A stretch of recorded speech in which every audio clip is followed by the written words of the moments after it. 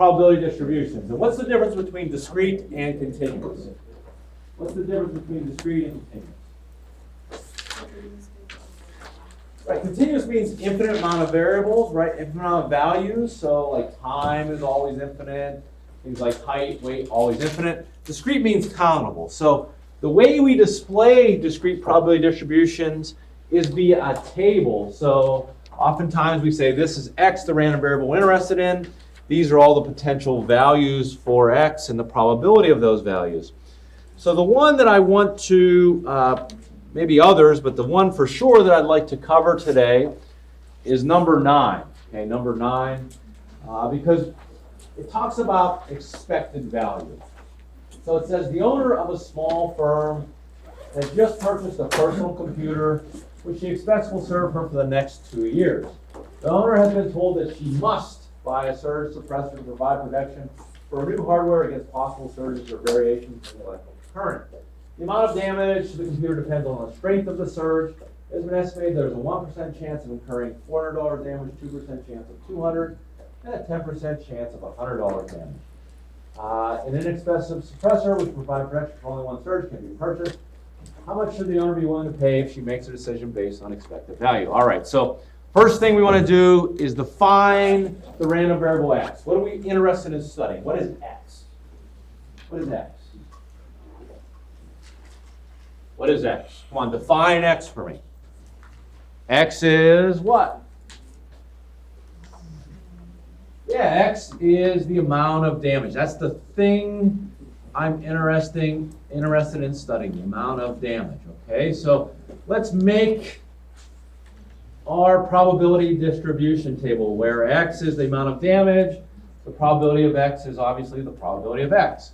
And it gives us some possible values. It says we can have $100 damage, we can have $200 damage, and $400 damage. And it also gives me the probability. It says 1% chance of $400 damage, a 2% chance of $200 damage, and a 10% chance of $100 damage. Now, those don't add up to 100%. And the reason for that is we're missing a potential value for X, which is what? Which is what? What's the missing value here? 300. Not 300. So we can have $100, $200, $400. What's the best case scenario though, Jonathan? We have no damage, right? So it could be X is equal to 0. And if we look at this, this has to add to 1. So that's 13%. So what's left? 87%. Does this make sense? So that is the full probability distribution table. We want to know what our expected loss, or average loss is, and for that, we use the expected value formula. We take every X times its probability and add it up. 0 times 87 is 0. 10% times 100 is 10. 2% times 200 is 4. 1% times 4 is 4. 10 plus 4 plus 4. Our expected value in this case is $18. Okay, that's our expected loss is $18. So if I was making this decision based on expected value and a surge protector cost $25, would I make the purchase? Tessa said, not that. Sydney said, no, because okay, we would not make that purchase because we're saying, you know what, our expected loss is 18, 25 is more than 18, so I'm going to say no. Now in reality, if it costs $25, might someone say, well, the hell with expected value, I'm going to buy it, right? Even though my expected loss is 18, I'm going to buy it for 25. Why would someone make that decision? Why would they say, the hell with it? I know my expected loss is $18, and it costs 25, but I'm going to buy it. Why? Rachel. Okay, well, there's a difference between expected loss and expected utility, right? The $400 damage, yes, $400, but there's an inconvenience with that. I don't want to have that happen. I don't want to go through that hassle. So I might say, well, $25, and I want to be a protector of my data. So I might say fine, right? I might say fine. If, however, let's say I have, I don't know, let's say my organization has, I don't know, 10,000 computers, right?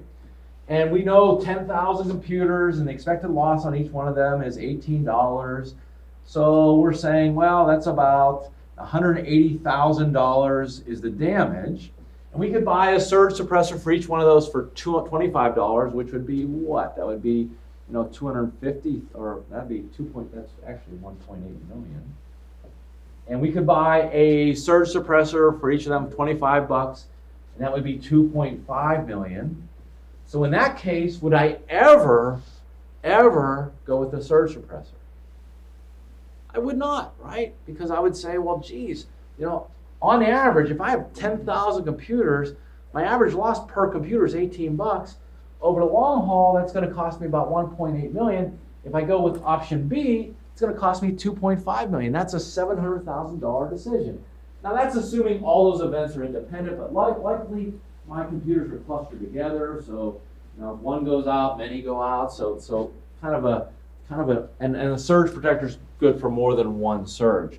But this is how expected value is utilized, and it's utilized a lot in the business world. We talked about a lot of reasons we use it. I would like you guys to do another. Okay, this wasn't part of the homework, at least I don't think it was part of the homework. But I'd like you to do this one. It says in-class expected value. It's on Blackboard. It's under material by chapter, chapter 6. And it's in-class expected value. So let's look at this one.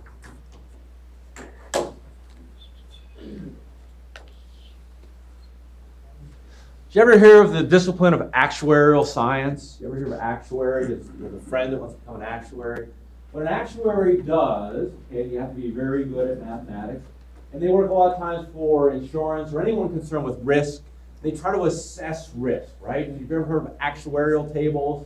They look at the occurrence of things, and it's really a bunch of probability distribution. So an actuary working at a Rico insurance agent prepared the table above to represent the probability of specific losses on a $300,000 home. So they use it to make a decision about how much the insurance agency should charge to insure this home. We estimate that we would have 1,000 homes in our portfolio that fit this profile. What is the expected loss on this home? So you can figure that out. I don't care if you do it by hand. I'd probably prefer you do it with Excel, but go ahead, figure that out. Part B is, what is the minimum MECO insurance company should charge to insure each of these homes? And then part C, if we charge $1,150 annually, what profit or loss can the agency expect?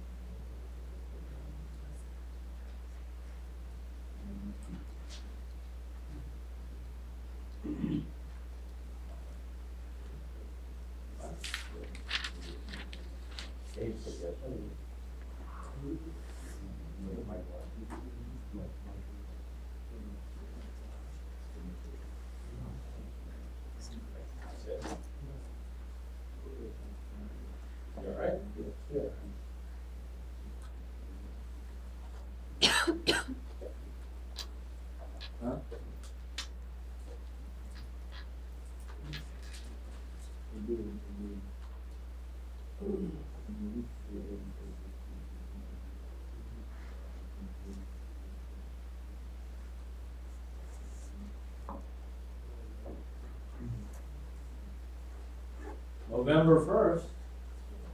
Why did you say that?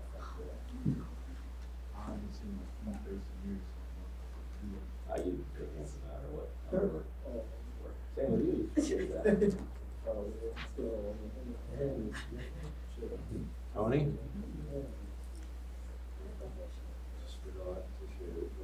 This mustache is just like one day's growth? You kidding? I was gonna say you're a manly man then.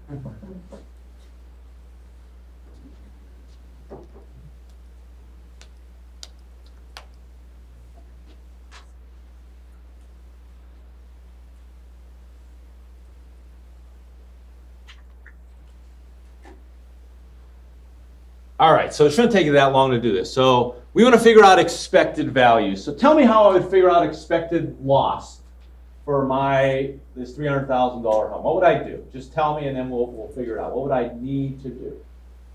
Eric, what would I need to do? Do the, like what we did here. So we take, You multiply the top minus the bottom. very good. So let's do that. Okay, now a couple ways I can do that is, I'll say equal B2 times B3. That would be, that's a percentage, and I want to make that a number. Okay, so I just changed the format to number. And then I drag that over. Okay, and that should actually be 0 because, and then if I sum that, I auto sum that, it tells me my expected loss is 650. Is that what you guys got? Yes, no? Do it by hand, do it with Excel. My expected loss is 650. So the question is, what is the minimum MECO insurance company should charge to insure these homes? What is the answer to that? The answer to that is what? 650. However, I'm in the deal of making profit. So if MECO Insurance Agent charges $1,150 annually as a premium for these 1,000 homes, what profit or loss can the agency expect? So if you think about it, saying everyone pays, so I have $1,150 per is my premium, and my revenue, so times 1,000, so that means what? 1.15 million is what I'm bringing in. But what do I expect to lose? I expect to lose 650 on each of those homes on average, or 650,000. So the difference is my expected profit is $500 million. Does that make sense? That's how insurance companies make money, right? They know that some of those homes actually, 1% of them is going to incur $10,000 damage, and 0.1% is going to burn down to the ground. And your house burns down to the ground, they bring you a check for $300,000, they give it to you, right? And they're not happy about it, but they're still okay because they know for every house that burns to the ground, there's literally thousands that don't, right? And they still collect $1,150. Does this make sense? So that's how it is all played, right? And from my side, why do I have house insurance? Because I own my home, I don't have a mortgage, I don't have to have home insurance on it, right? I own it outright. Why I have house insurance on it? Because even though I know it's a bad deal for me, right? I haven't ever had a house claim, ever. Like I paid them literally tens of thousands of dollars over 20 years of home ownership. Literally had 0 claims, yet I still insure. Why? Because if it burns down to the ground, that's a catastrophic thing to me. That's a lot of utility. I have 5 children. Where the hell do they live, right? I'm going to be living in my office with 5 kids. I can't do that. So I have to insure against that. So for me, that expected utility is, well, I can afford to pay $500 or $600 a year. I think it's like $700 a year. I can afford to pay that, but I can't bear the thought of my house burning to the ground, right? So I have to insure against it. Does that make sense? So utility and payoff are different. From my side, it's a one-time thing. From their side, it's 1,000. They spread that risk over thousands of homes. Does this make sense? So that's why it's profitable to them. We do this all the time in the business world. It's called like diversification. All right, so you guys get that concept, understand that concept. A couple things I thought I saw recently in the news. Anyone a baseball fan? Okay, so Evan, what, you cheering World Series at all? Yeah, go Indians. Go Indians? Evan? Not the Cubs to win. Okay. So if we look at this, I think a site that I've showed you before, they find out like the probability. They base it on a lot of different things, but it has, for the next 2 games, the Cubs have a 52% chance of winning Game 6 and a 45% chance of winning Game 7. So if you're not familiar, the Cubs are down 3-2. So for them to win the World Series, they have to win Game 6 and Game 7, right? They were down 3-1, and they had to win Game 5, 6, and 7. Now they won Game 5. They have to win Game 6 and Game 7. So for them to win the World Series, they have to win both of these games. Game 1 probability is 52%. Game 2 probability is 45%. How can I find the overall probability of them winning the World Series? Actually, it has it down here at 24%. How could I figure it out, though? How could you and I figure that out? What tool do we have to figure it out? Fair. I love it. Evan went like this, and he had me at this, right? He said this. What's he talking about? The probability tree. So what we would do, think about it, the only way the Cubs win the World Series is they have to win Game 6, and that is 52%. This is them losing, and hey, if they lose, it's all over, right? That's an outcome. They're done. If they win Game 6, the probability of winning Game 7 is 45%. The probability they lose is 55%. It's all over. There's only one path to victory for the Cubs, right? They have to win, and they win. How do I find the probability of this and this, taking that path? What do I have to do to find that probability? Multiply along that path. So if I take 45% times 52%, guess what it comes out to? It comes out to, I did math, came out to 23.4%, but there must be some fractionals after that. But they have 24%, okay? So it probably does round up to 24%, but it's probably like 52.25 or something like that. But they make it easy for you to consume. So that's where that comes from. Does this make sense? Yes? Yes? No? So, I want to show you, like, this is how we can use the probability tree to, this is how they're using it. This is 538. This is a statistical website that does a lot of different things. I'll give you another example, okay? How many students we have here? 5, 8, 12, 15, 18, 21, 25, 26, 27, 28, 29, plus me. So we have about 30 students, 30 people. Roger, sorry. What do you think the odds are that 2 people in here have the same birthday? There's only 30 of us. What do you think the odds are? The 2 of us have the same birthday. Not the same day, but the same month and day. Not like, you're born the same day as Dr. Lee. Give me start. Just give me something. You're saying 3 out of 30, so you're saying 10% chance. Unlikely, you're saying. Leah, what do you think? So you're saying like less than 10%. You're saying like 6.7%, right? Sophia, what do you think?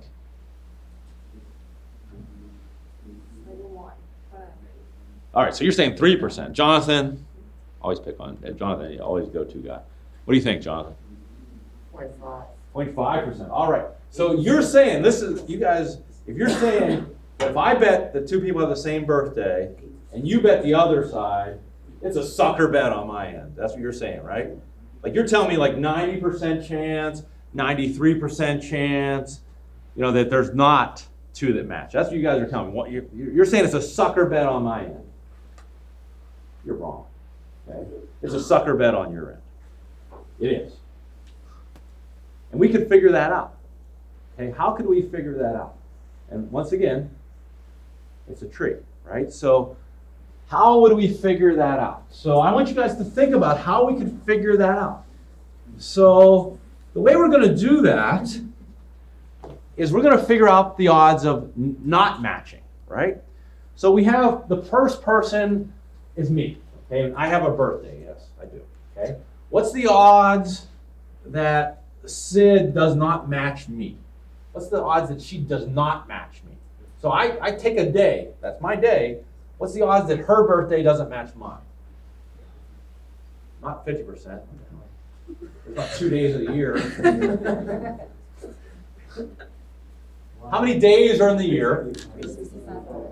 And as long as her birthday doesn't fall on mine, it's not a match. So how many of those 365 days could she be on? So the odds she doesn't match me is 364 out of 365. Does that make sense? The odds that she doesn't match me. But then we go to Kelly, right?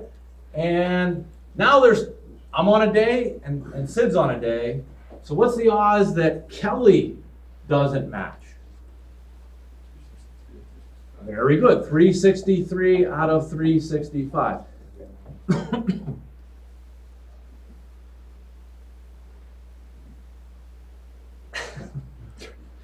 All right. It's one of those tables that might turn into more. You know what I mean? All right. Maybe not. All right. I think I'm good. How about Eric? No, I'm not good. Jeez. How about Eric? Very good. Right. 362 out of 365. So if we just have 4 people, the odds that they don't match would be these 3 numbers multiplied by each other, right? These 3 numbers multiplied by each other. Yes, that's, you get it? Yes? So the odds we do match is all these other paths. So I'm telling you, and I have an Excel spreadsheet that shows this. If we go to Blackboard and we go to birthday problem, this math I've done. So the first one, 2 choices, 364 out of 365, there's a 99% chance, okay, that it's not a match. We go to 3 people, it is we have to multiply those 2, it's a 99% chance. You go to 4 people, it's a 98% chance, because I'm keeping multiplying this down, multiplication rule. But we go to 23 people, there's only a 49% chance of no match. There's a 50% chance of a match. We have 30 people in here, counting me, so there is a 29% chance of no match and a 70% chance of 2 of us matching. Kind of crazy, right? So I've done this for, several years. I've only ever been wrong once with a class this size, so we'll see. And don't lie. So January birthdays, raise your hand. What's your day? 25th. All right, so February's not. January's not. February. Excellent, good. March, because I went clustered. Good. All right, you're good. April. Eight. 18th, okay. May, I'm getting scared. Oh, good. 17.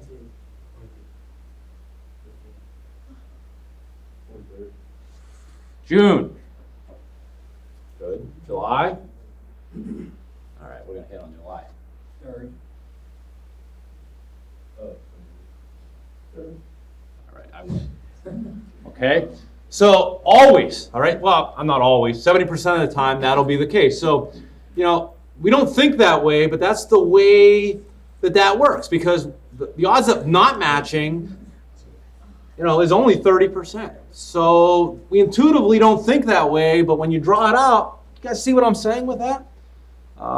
It's called the birthday problem. It's a famous kind of thing. Like you go to, if you get on a plane and you're sitting next to a person and you're like, oh, we have the same birthday. And you're like, oh, what a coincidence. That's crazy, isn't it? Hell no. There's probably, there's a handful of people on that plane that have the same birthday, guaranteed, right? But we have that crazy thing like, whoa, it's my birthday. That's a special day because I was born, right? So, but the odds are geared that way, okay? So I usually bet a bonus point. I forgot, but I would have won anyway. So, anyways, all right. So we're gonna move on. Probability is fun stuff. We're going to move on, and we're going to move on to a certain type of chapter. I want material by chapter. I want chapter 6. And we're going to move on to, where the heck's the... We're going to move on to a special type of discrete probability distribution that is known as the binomial distribution. So let's talk about that. first give an example. If I wanted you to do this, if I wanted you, I'm going to flip a coin 5 times, and I want to figure out the odds of getting 3 tails in 5 flips. What could you do to figure that out? I'm going to flip a coin 5 times. I want to know the odds of getting 3 tails. What would I do? What do I have to do to figure that out? I could draw a tree, but if you think about it, if I draw a tree of 5 coin flips, that's 1 flip, that's 2 flips, that's 3, that's 4, and I'm not even go with 5, but that would be another, it's 2 to the 5th, right? And I would have to figure out all the branches that end up in exactly 3 tails, right? I know this one doesn't, I know this one doesn't, but there's a handful in there that end up with 3 tails, yes? And I'd have to multiply along that path and add those up. That'd be a huge pain in the butt, yes? However, that fits into something that is nice, something called the binomial distribution, which is kind of a shortcut way to figure it out. So let's talk first about the binomial distribution and specifically about the binomial experiment. So some characteristics of the binomial experiment. The binomial experiment consists of doing a fixed number of trials. And when we say fixed number of trials, n is the number of trials. So when I talked about flipping a coin 5 times, the number of trials, n is 5. Does this make sense? Okay. Fixed number of trials. Each trial has 2 possible outcomes. Hence the prefix bi, right? Bi means 2. Bicycle, binomial distribution means there's 2 possible outcomes. The thing we're interested in studying we call a success. The thing we're not interested in studying we call a fails. In this case, a success is what? Because we're interested in the number of times, what's the odds that the coin comes up tails 3 times? So what's a success in this case? Tails, right? I could be studying deaths, and death isn't a success, but if I'm studying deaths and I'm looking for the probability of deaths, that's what is a success, right? So the success versus failure doesn't mean positive or negative. It just means the thing I'm interested in studying is a success. The thing I'm not is a failure. Does this make sense? The odds of success on any given trial is P. So in our case, what is P? What is the odds on any given trial that we get tails? Very good, 50%. Okay? And then finally, it doesn't have it here, but X is the odds of a number of successes. So in my case, I'm looking for the probability that X is equal to 3, right? Flip a coin 5 times. Odds that I get a tail on any given flip is 50%. I'm looking for the odds that I get 3 successes or 3 tails in 5 flips, yes? So there's kind of a shortcut formula that we're going to use to get there. And it kind of looks ugly, but we're going to do it like once and then we're going to go to Excel. So here is the formula. It says the probability of X is equal to n factorial over x factorial n minus x factorial p to the x power 1 minus p to the n minus x power. So we know what n is. We know n is 5. We know x is 3. We know p is 50%. The only thing I don't know, or maybe haven't seen, not in this class, but maybe in another class, is that exclamation point. What the hell is that? What is that exclamation point? You've seen that before maybe in another math class. What does that exclamation point mean? It's not like "and excited." It's not "and." What does it mean? Anyone know? I used the term when I said it. No? Tony? Yeah, very good. It's called factorial, right? So if we see, for example, 4 factorial is 4 times 3 times 2 times 1, or 24. 3 factorial would be 3 times 2 times 1, or 6. 2 factorial is 2 times 1, or 2. 1 factorial is 1. And by rule, 0 factorial is also 1. That's a rule. Okay, it's a crazy math rule. So 5 factorial would be 120. 6 factorial comes out to be 720. 7 factorial comes out to be, it's like 5,000. 8 factorial is like over 40,000. 9 factorial is like 360 some thousand. 10 factorial is like 3.8 million. So it grows pretty fast, right? 10 factorial becomes 3.8 million. So you guys know what I'm saying? It gets big quick. So how about this though? 10 factorial is 3.8 million. So what if I put up something like this? 723 million, I'm sorry, factorial divided by 722 factorial. So 10 factorial got big. It was, what, it was 3.8 million, I think I told you. So 723 million, I'd probably have to use the whole board to write that out. I'm saying take that, which is a huge number, divided by a huge number, and give me an answer. And you don't have to be Rain Man to be able to do that in your head. So who can pretend like you're Rain Man?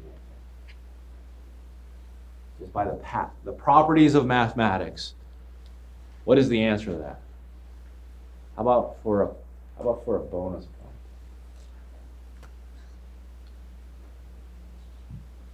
Think about it. Think about what 4 factorial is. 4 times 3 times 2, 1. So we always go down. So 723 factorial divided by 722 factorial is what? Not 1. Good try. Huh? I think you said it. Evan is like Rain Man. Why, Evan? You're right. Why? Yeah, so 723 factorial is 723 times 722 times 721, the whole way down to 1, right, Evan?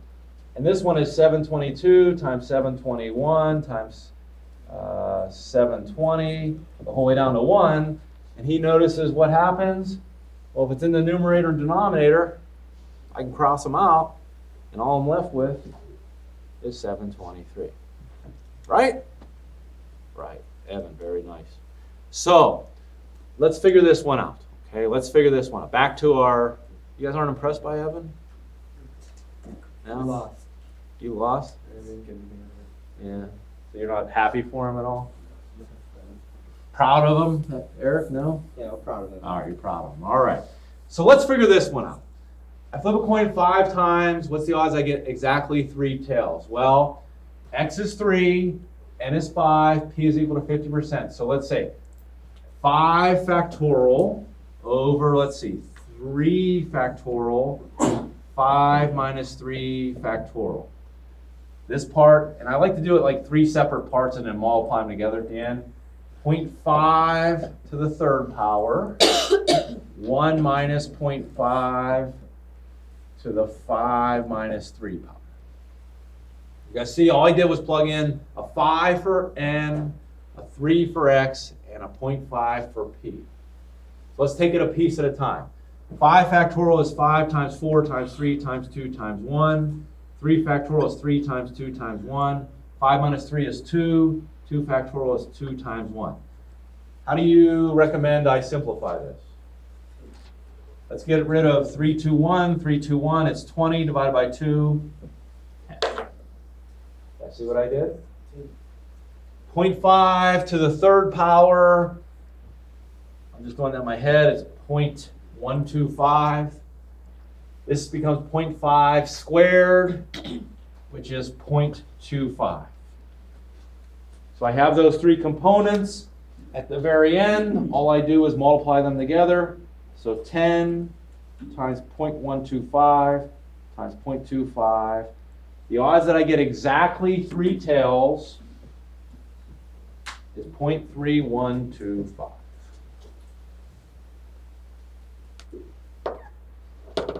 I want you guys to do one. So let's do this one in the slides. Pat Stats Dud is not good, is not a good student taking a stats course. Pat's exam strategy is to rely on luck for the next quiz. The quiz consists of 10 multiple choice questions. Each question has 5 possible answers, only one of which is correct.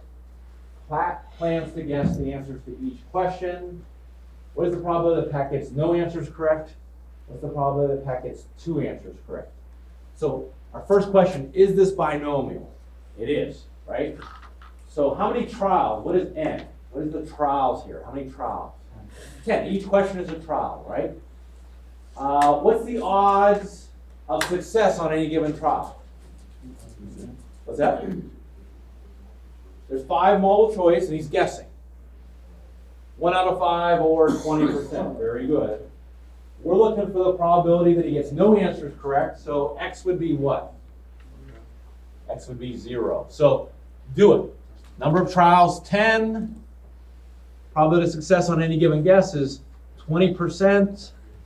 We're looking for the probability of 0 successes. So plug in there.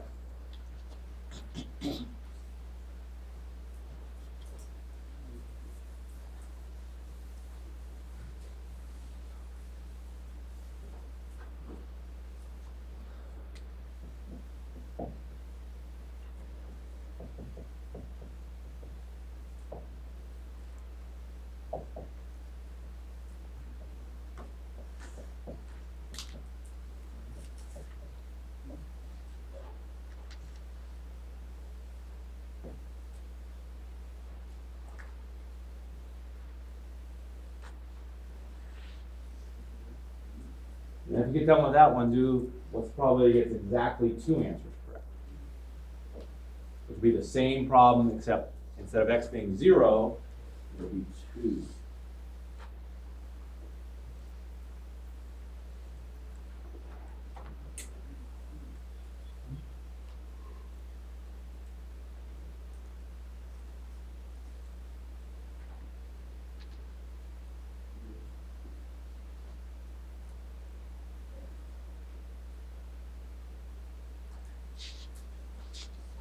Is that all? Do you have to trim that, or does that stay like that? You still have to work on it. Rod, you can trim that. Great.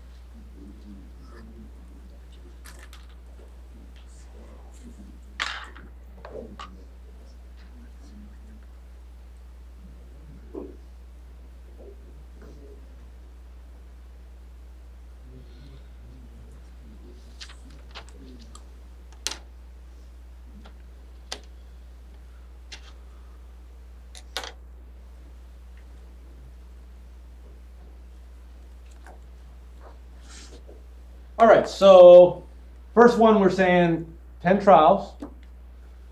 Question, man? Go ahead. Oh, all right.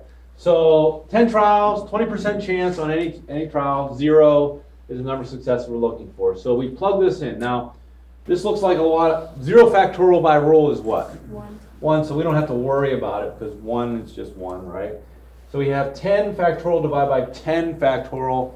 Elephant divided by elephant, anything divided by itself is 1. This all just becomes 1, right? That's all it is. 0.20 to the 0 power, anything to the 0 power also becomes 1. So all we're left with is 0.80 to the 10th power. 0.80 to the 10th power is 10.7%. So the odds that he or she gets none right are 10.7%. Now if you think about that, that makes sense. Because if we drew it as a tree, think about what the path of getting none right looks like. it's exactly that bottom path, 80% wrong, 80% chance of getting the next one wrong, 80%. Doing that, taking that path 10 times, multiplying along that path is 80% to the 10th power. Does this make sense?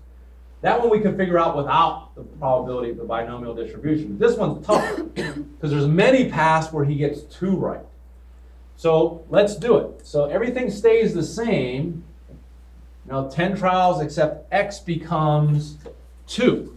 Okay, so that changes things a little bit. So now we're talking about 10 factorial divided by 2 factorial, 10 minus 2 factorial, 0.20 squared, 1 minus 0.20 to the 10 minus 2. So does everyone see where that comes from? If we're saying getting exactly 2 successes, 10 trials, let's take it a piece at a time. Well, 10 factorial is 10 times 9 times 8 times 7 the whole way down to 1. 2 factorial is 2 times 1. 10 minus 2 is 8. 8 factorial is 8 times 7 times 6 times 5 times 4 times 3 times 2 times 1. I don't want to multiply those all out. How can I make this easy for myself? Cross away like things, 8 and down, 8 and down. I'm left with 90. 10 times 9 is 90, divided by 2. This whole mess becomes 45. You guys follow me there? Yeah? Yes? 0.20 squared. Well, I just do that in my head. It comes 0.04. This one I can't do in my head. 0.8 to the 8th power. 0.8 to the 8th power becomes 0.167777216. Multiply those 3 numbers. What did you get, like 30%? I got 30.2%. You guys get that? Yes, no? Yeah, 0.20 squared is 0.04, right? Yeah. 20% of 20% is Yeah. 0.04. Okay. Okay. All right, now that was mathy and cumbersome. So let's go to our good friend Excel and let's open up a blank workbook. And let's do these same 2, but we'll use Excel to do the number crunching instead of me or you.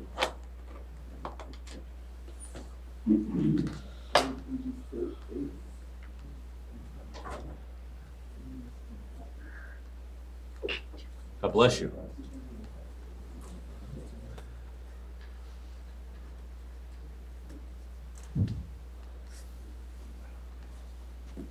So there is a function in Excel that does this for us. It is called binom dist.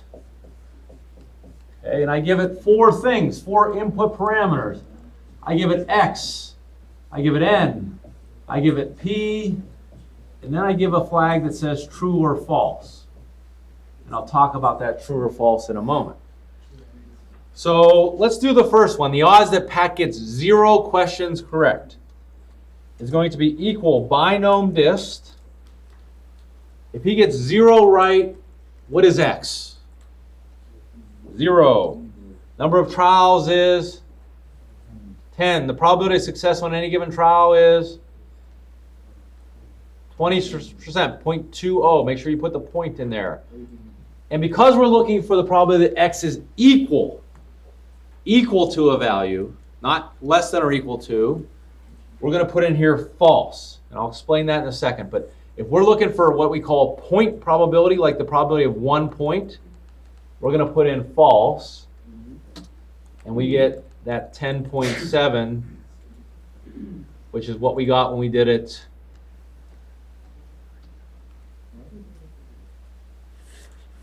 by hand.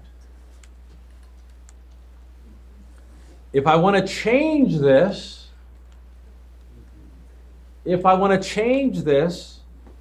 to get the probability of him getting 2 correct, all I have to do is change what? Let's make this 0 to 2.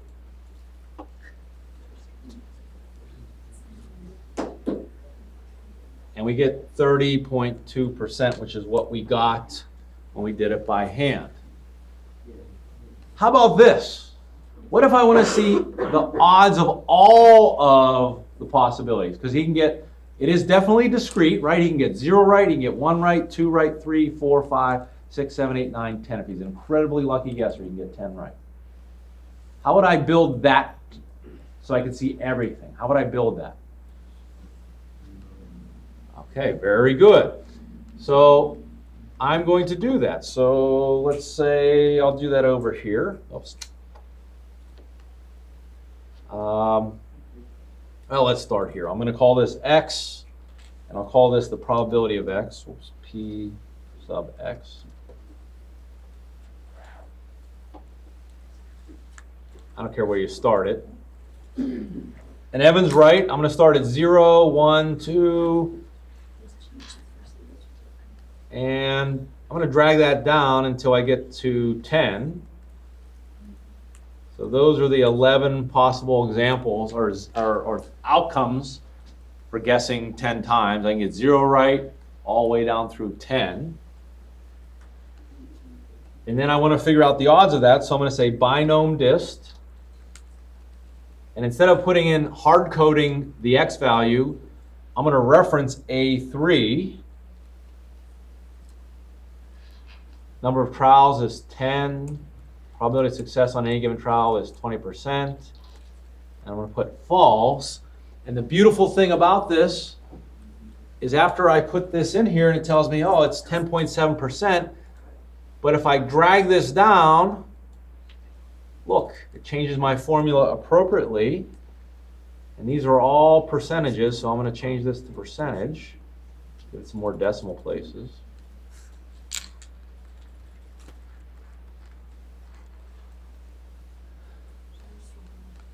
And if I sum that column, what should that column sum to because of probability? Go ahead, sir. 100%. You're right. So if I go over here and sum that column, it tells me. So not only can we say what the odds are of every outcome, but what is the odds that Pat fails? How could we figure out the odds that Pat fails? How could we figure out the odds that Pat fails? Or the odds that he passes? If 60% is the cutoff for passing, getting 60% on a 10-point exam is getting 6 or more right. So how could we figure out the odds that he fails this exam by guessing? Sure. All of these outcomes, he fails here, here, here, here, here, here, and here. So I could say equal sum B3 through B8. The odds that he gets 5 or less correct is 99.4%. So if you just guess, unless you're an incredibly gifted guesser, overall the odds of you passing a 10-point quiz is about, that has 5 possible answers, is 0.4%. No, 0.6%. Go ahead, Gabriella, you have a question, I can tell by your... So where did I lose you, Gabriella? Did you build this table, Gabriella? Yeah, but I don't have the signal. Okay, so let's look at your binom dist for the probability of x for the first one. So you should have 10, 20% false, and the most important thing, Gabriella, is where I have A3, you should have whatever your 0 is. What's the cell your 0's in? Maybe it's not A3 in your case, because you might have started in a different cell combination than me.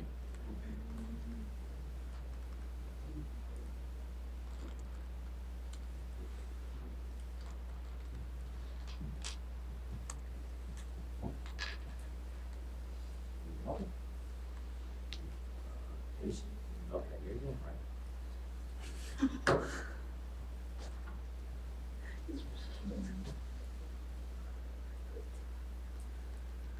Does this make sense? You guys see what we're doing here? Yes?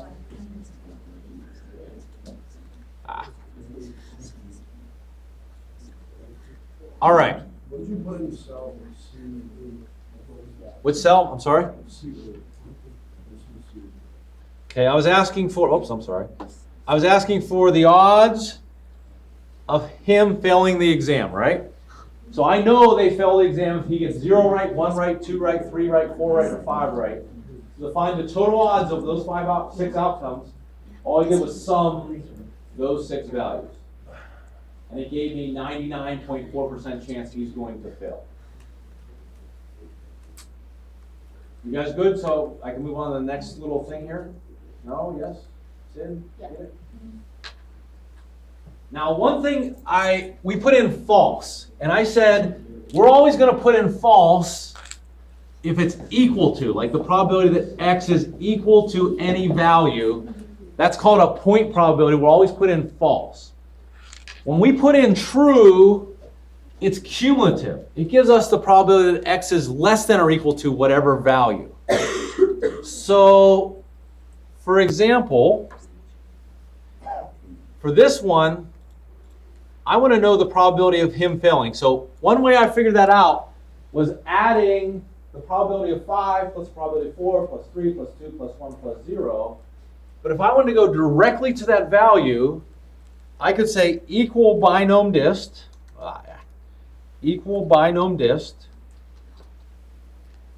5, 10, 20%. And instead of putting false, I'm going to put true. And what the true does, it gives me what's called cumulative probability. Cumulative probability means this value and everything that came before it.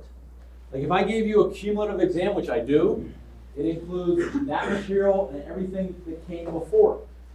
So if I put in true, it's not just the probability x is equal to 5, it's the probability x is equal to 5 and everything that came before it.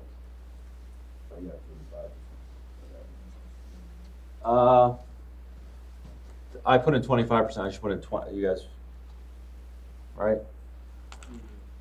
Yeah, and I got the same percentage. I should have put 25%. I should have put 20%. That's what we're working with. So I got the same percentage. Will they always equal out like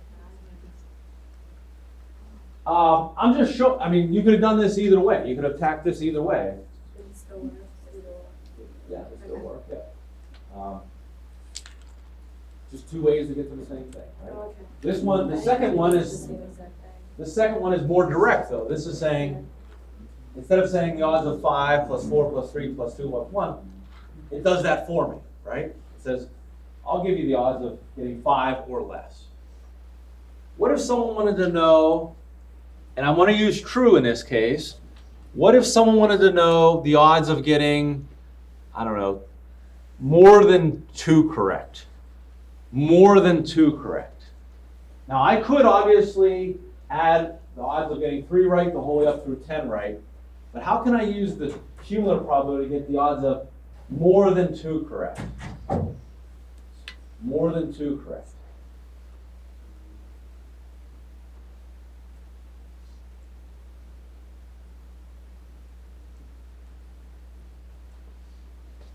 Follow me here. If I put in binom dist 2, 10, 20% true, what will that give me? Let's talk about that. What will that give me? If I put in 2, 10, 20% true, what will that give me? Yeah, but what you're right, but what does it give me, Stefan? What is it? It gives me the probability of 2 right, 1 right, or 0 right, right? I want the odds of 3 or more. So if I know the odds of 2 or more is what you said, like 65%, how do I get the odds of more than 2? Because we know what about probability? It adds to 1. So think about it. He's right. If we know that's 67% of getting 2 or less right, what's the odds of getting more than 2 right? 1 minus that. You think about it, we cut off the upper part, the bottom part, and it left us the upper part, right? We cut off 2 and down, and it leaves us 3 and up. Does this make sense? No? All right, well, I'm going to make you guys do one because there's a lot of struggle struggle bus looks out there. So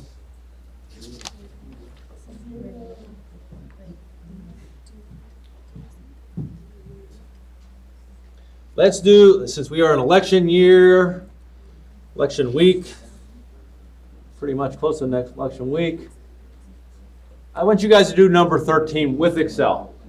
Do number 13 with Excel. 13 with Excel. Wait, 13 you said? Yep, 13 with Excel. Make that bigger. I can read, I'll make it bigger though. Oops.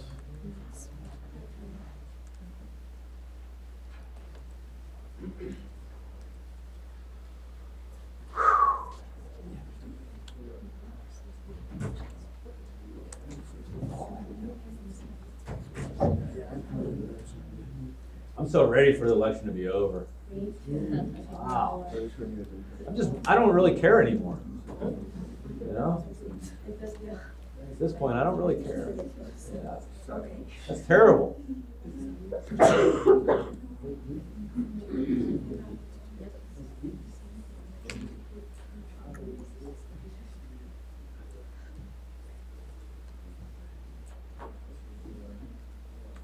Even the local elections are getting like mean. You know, like, taking pictures of people like out drinking, and like, you know, like the worst possible picture. the commercials. Commercials are bad. I mean, there's a lot of material you can make a smear campaign. Like, Yeah. pictures. Oh, yeah. Let no one with the. It's like, who are you? I was like, I thought something. I don't know. They were like, I felt something. They're like, oh, I'm so. I was like, oh, good for you.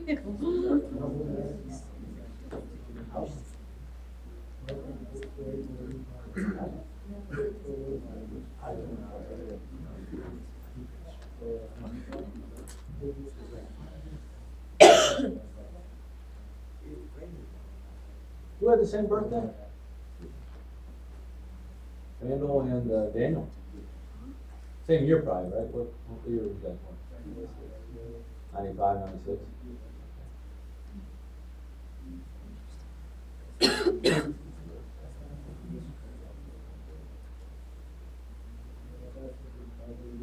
When we have twins in the class, it kind of, you know, takes the suspense away. And the boy brothers are both sitting there like, wow, yeah, you're going to be right, Dr. McConnell.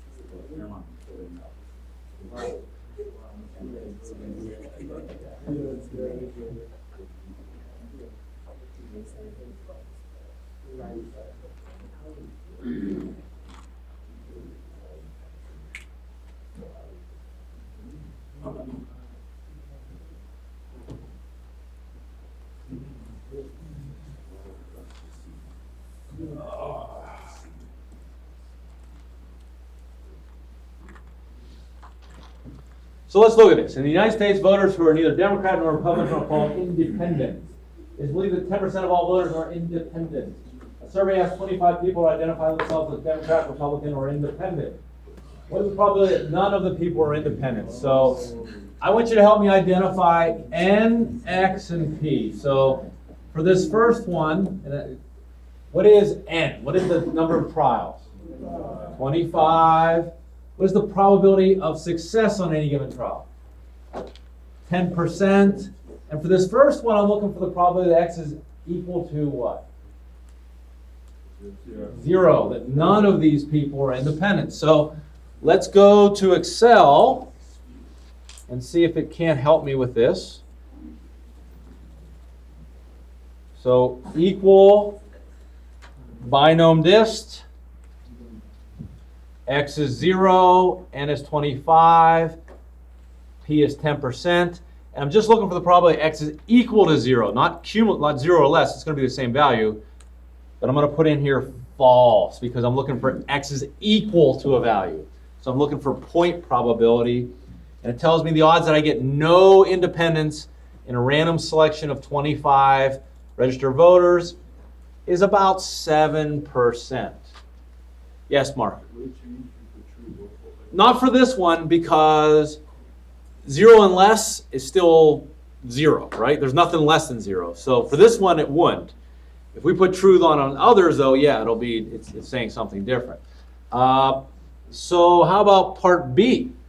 Part B said, what is the probability that fewer than 5 people are independent? So I think it's telling us, so 0, 1, 2, 3, 4, 5, 6, all the way up to 25 can be independent.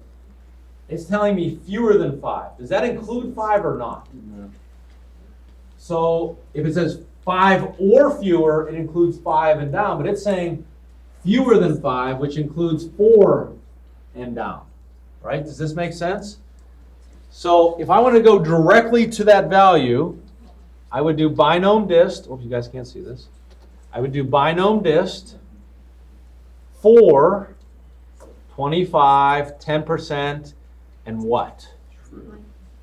True. That would be the odds of 4 and below, which gives me 90% chance I get 4 or fewer, which is the same as fewer than 5. Does that make sense? I know it's semantics, but it is what it is.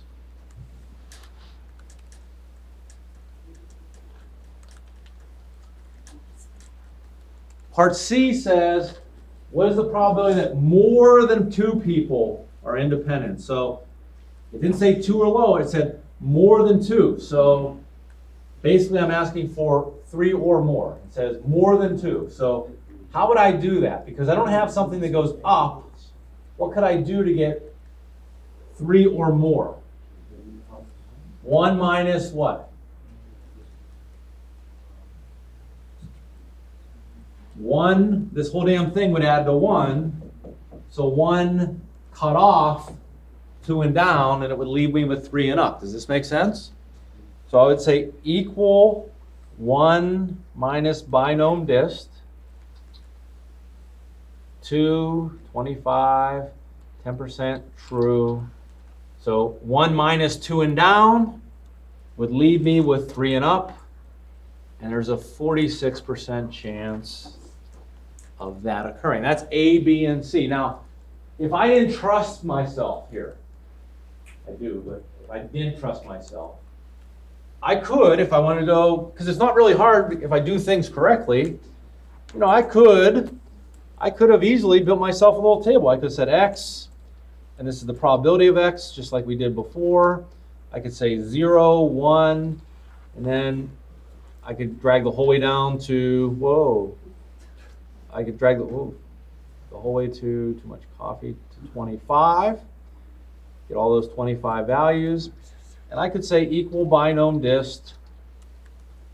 In my case, it's B2, 25, 10%, false.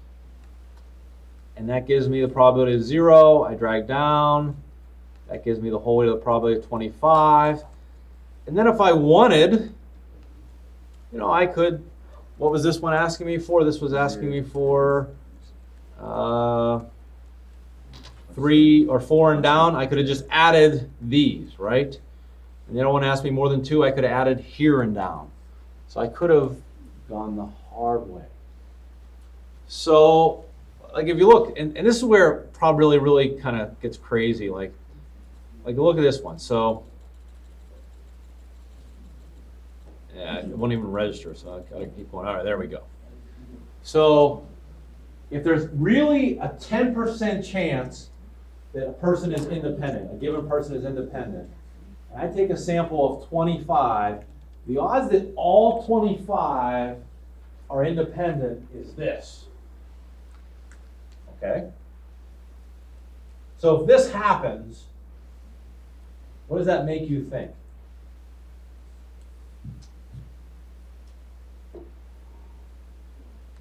So if you sample 25, get 25 independents, what does that make you think? Yeah, something was, right. It's either it was a bloody miracle, right? Because it should not happen. I mean, if we look at that, the odds of that is, I'll say equal 1 divided by C27. The odds of that happening is 1 in, I don't know, gazillion, right? So if that happens, okay, if that happens, either it was a bloody miracle, right? Or maybe you went to the independent, pep rally. I don't know. You ever watch those independent party, third party debates? Those guys are awesome. Like the libertarians agree, because they're like, they try to one up each other. Like, yeah, not only would I approve marijuana in every state, but I would also say heroin free. It's crazy. Do you ever listen to those guys? Those are fun to watch because they go like, they try to like the libertarian. I really enjoy those because they don't really care. They know they're not going to win, right? So they'll say what they'll say what they feel.